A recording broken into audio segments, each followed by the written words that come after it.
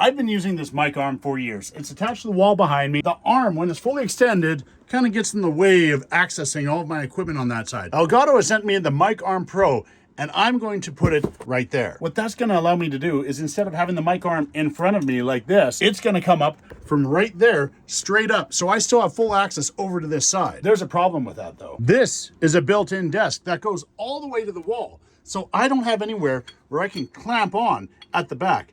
That means I'm gonna have to drill the desk. I don't wanna just drill out for this big piece right here. I want the proper base. And if you look at these Elgato clamps, you can see underneath that there's just a few screws right there you can remove with an Allen key. I've already done it on this one. So I have this base ready to go to be attached to the desk. The only thing is this screw is only meant to go through this plate of metal, whereas this desk is pretty thick, so I need a longer screw. Luckily, this is a standard 1/4 thread. It's about a 1/2 inch long, or 12 millimeters. So what you need to do is take that 1/2 inch or 12 millimeters at the thickness of your desk. So I just went out and I got some 1/4 panhead screws. The original screw was countersunk. So what do I mean by panhead screws and this one's countersunk? Well, you can see here that this original one has a little bit of a divot right there for the screw to sit into.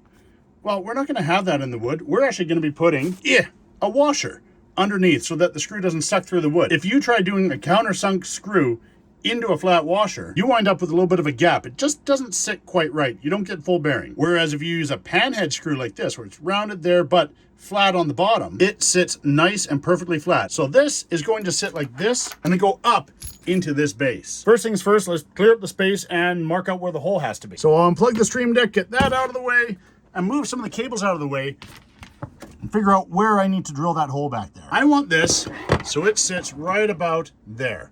Just enough that that upper knuckle can sit there and I can rotate it around. That means the hole has to be right about there. Now, generally, when you're gonna be drilling through something like this, you wanna put some tape down. That's gonna help prevent slivers and splinters and cracking of stuff on the surface. Gonna give you a better finish. So I'm gonna tape that out right now. This is roughly where I want it sitting. You can see back there, it's sitting over top of the tape.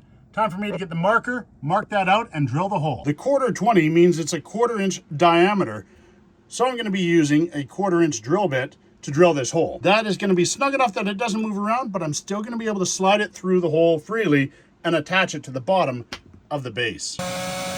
And there we go. And because of the tape, we have a nice hole with no chipping or spalling. All right, that's looking pretty good. And that's 11 turns. So definitely have more than enough meat in there. And that's not sticking up where it's gonna interfere with that piece. Let's get this installed. There we go, that part's installed. Then we just slide that in, tighten that up, we're done the install. And now we've gone from this to this. Much tidier, easy to access, all of that. Much better angle now. Next task, replace that with the new Wave XLR Pro.